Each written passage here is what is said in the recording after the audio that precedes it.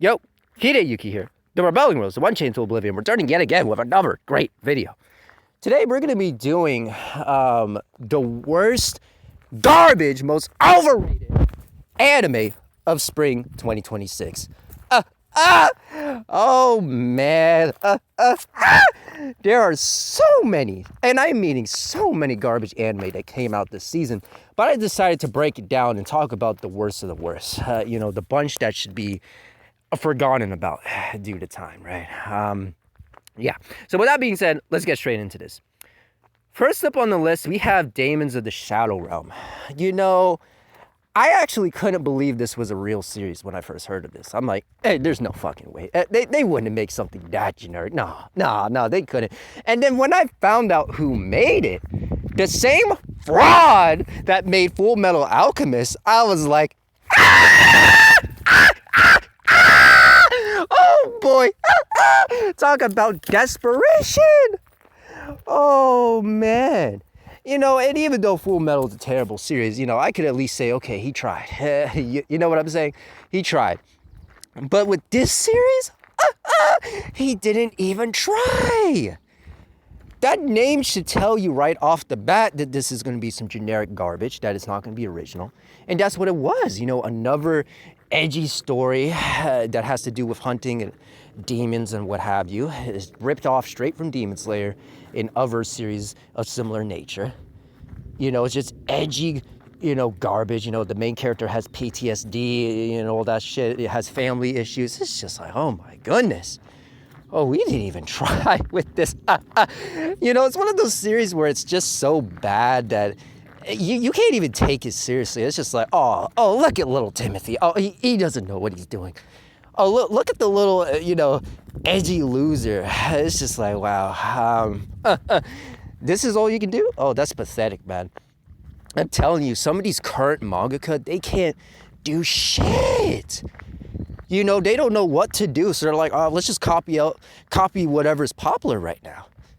Oh man, that's so sad. Just like O-Grade, he also had a new manga that came out, which is nothing original, nothing that we haven't seen before. And it's like, wow, look at how far they've fallen. But anyways, moving on. Next up on the list, we have Hat Atelier. Hey, yeah, this series was pretty fucking bad. I feel like the only reason people praise this is, one, it has that niche fan base that have been hyping it up for so long and saying, oh, this is the best new magic series, man. Oh, yo, Yuki, man, you have to read it, man. Oh, it's so cool. And the anime's coming, man. You gotta watch it, man.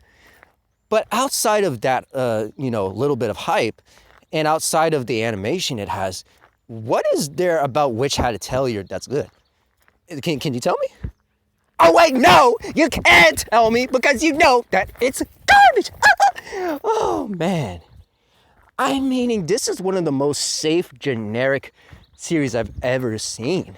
And that's why people like it. It's not in-your-face offensive, it's not doing anything really extraordinary. It's just like, oh, it's really safe. It's not really that bad or that good. So that means that it's just a masterpiece. It's just like, wow, we just don't care about creativity.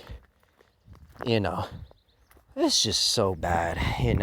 Coco is one of the most naive, annoying characters I've ever seen in my life, man. Truthfully. The villains in here are just, oh man, they're even worse. And yeah, none of the other characters are memorable.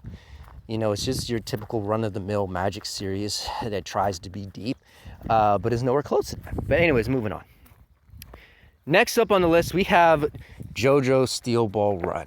Now, I know that it's coming back in fall, but I'm putting it on the list because it got released in spring, and you guys got a full episode of that. And, everybody knows what's going on with Steel Ball Run, story-wise. But yeah, this was a horrible look into what Steel Ball Run will be. The manga is already one of the worst, most overrated series of all time. And the anime's even worse. I was like, holy fuck.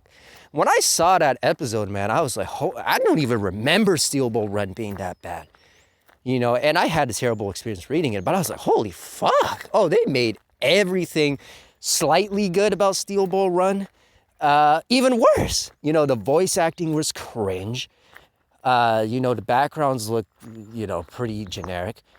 The animation was not, you know, awe-inspiring or anything like that.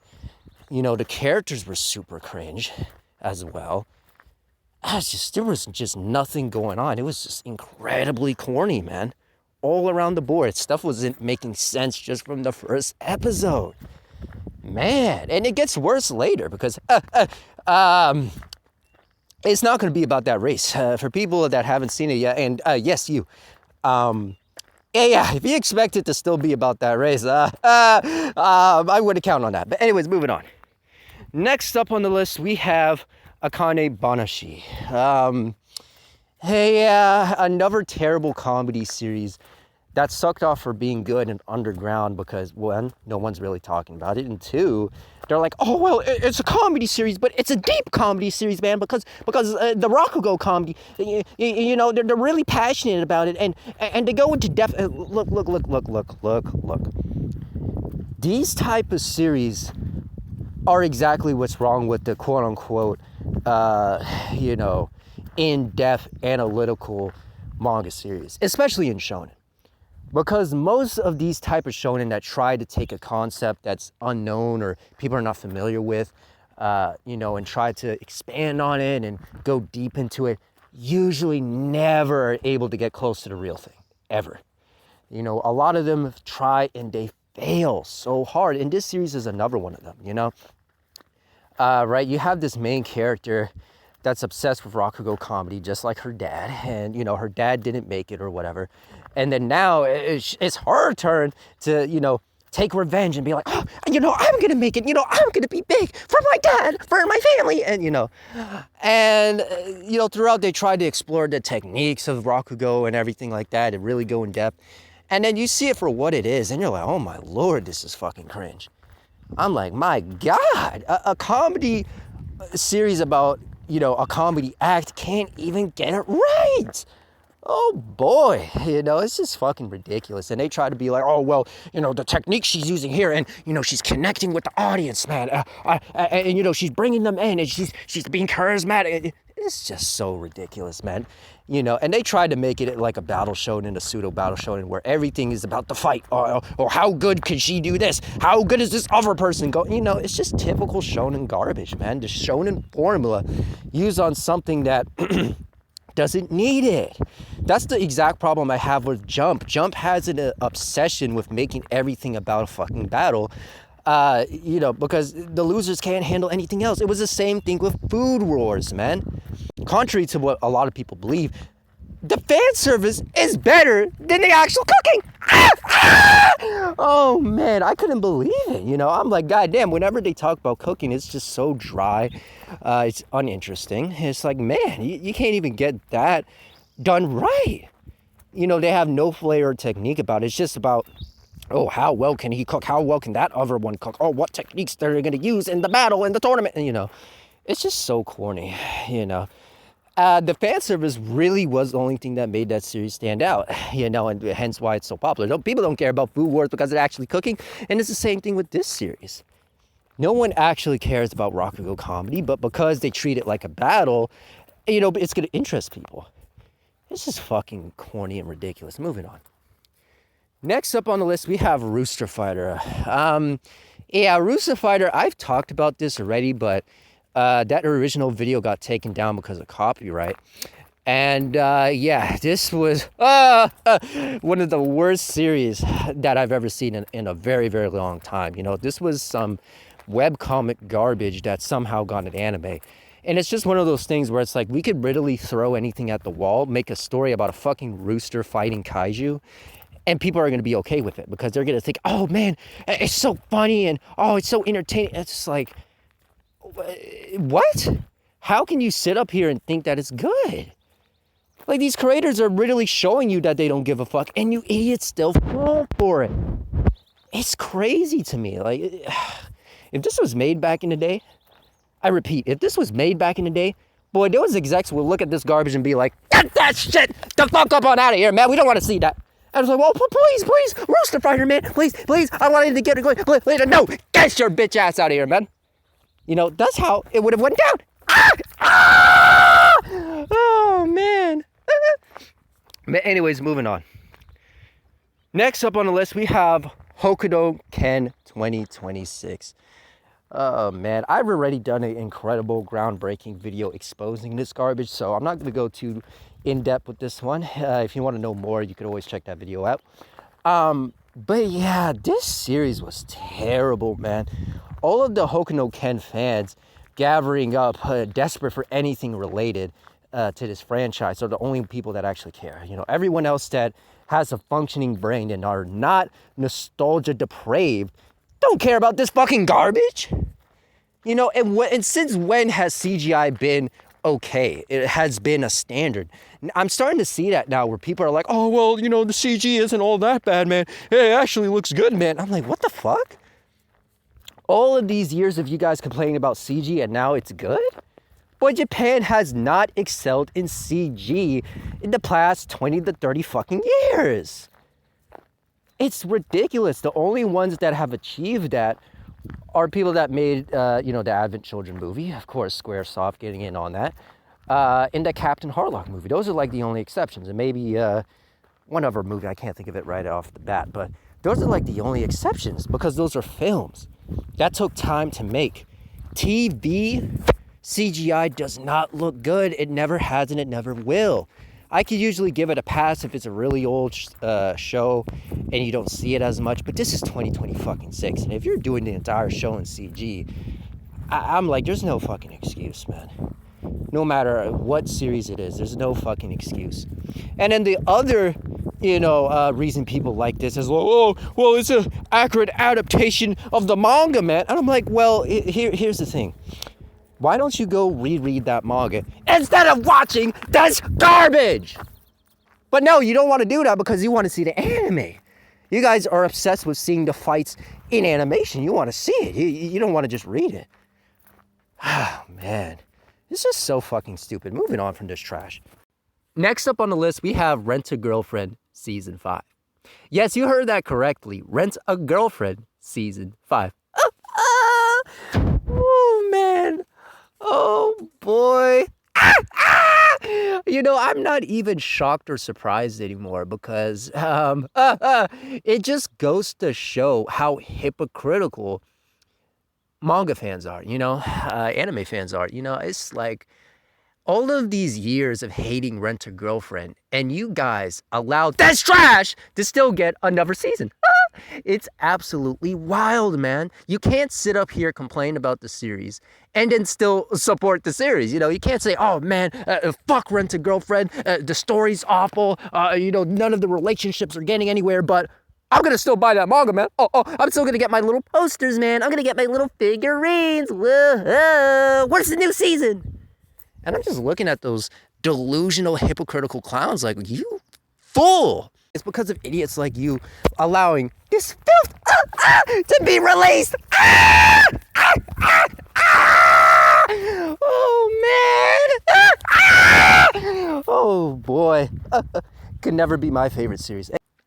You see, this is why I almost respect the creator, because I'm like, he successfully trolled you idiots into supporting his garbage, shitty-ass series, man. You're falling for all of his bait. It's just wild. And, it just goes to show, think about it for a minute. Why Rent a Girlfriend is still getting another season. Why it's still selling millions of copies worldwide. These motherfuckers are depraved as hell. Many of them have never talked to a woman a day in their life. Never courted with a woman. Never had a girlfriend. Just pimple-faced virgin nerds, that can't get along in a real relationship. So they got to go reading these shitty romance series to make themselves feel good. To be like, oh, I'm just like Kazuya, but he's going to improve, and then I'm going to improve with him, man. Whoa, let's do it together. And I'm just looking at the corny garbage like, oh, you moron. Oh, man. Oh, this is just truly pathetic.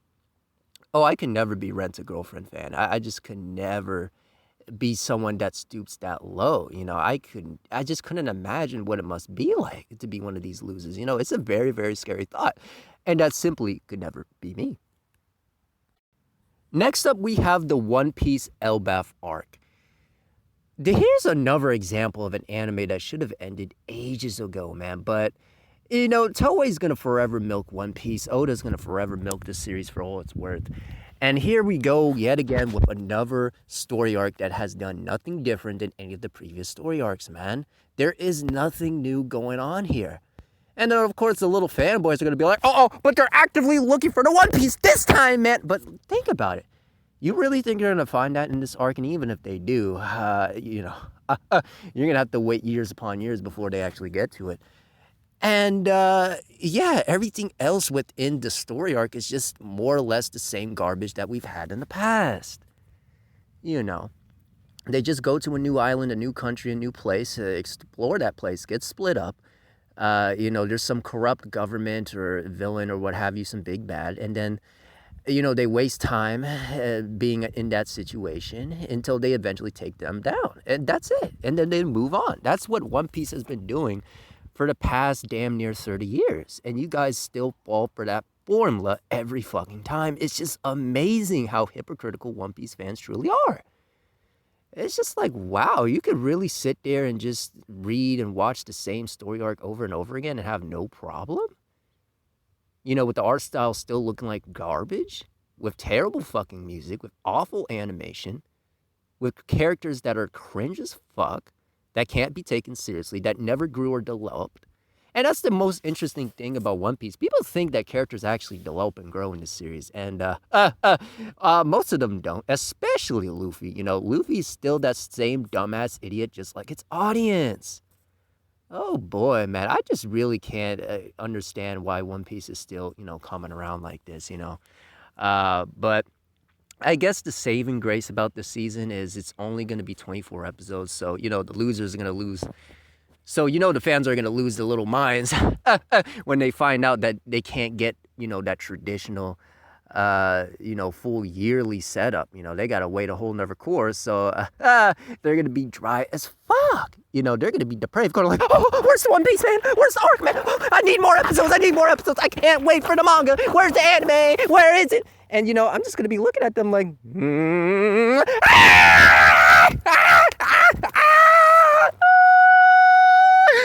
oh, man. That could never be me. Next up, we have MarriageToxin. I don't know how in the world this corny trash got greenlit. I thought this was going to be one of these series that just instantly flopped, but for some reason, people were excited and hyped for this.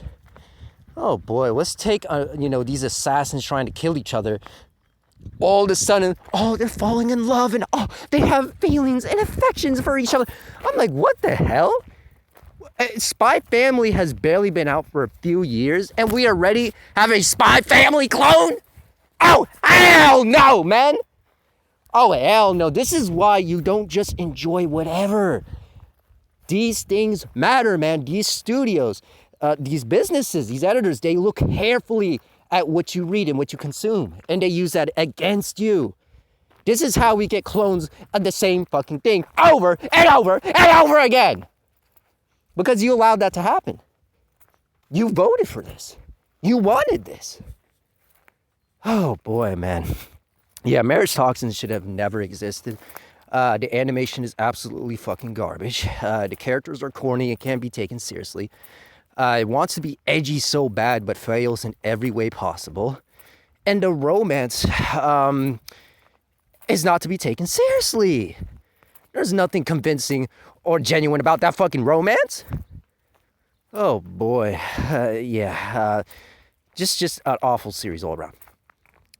Last but not least, we have Class Mode Elite Season 4. This is one of those pretentious series that should have never gotten that far. I actually don't understand how this got popular beyond that, because if you look at everything else this series has to offer, there's nothing good about Classroom of the Elite. This is pretty much the modern Death Note and Code Geass of anime, you know, where it's seen as this super intelligent, smart series, especially the main character. Oh man, he's just so good. Everyone's tucking him off left and right. When the man is just an idiot. It's just everyone else is even stupider than him, so it makes him look more intelligent. It's just fucking ridiculous. Awful fucking series. But with that being said, those are indeed the worst, most garbage, overrated anime of spring 2026. Whew, whew.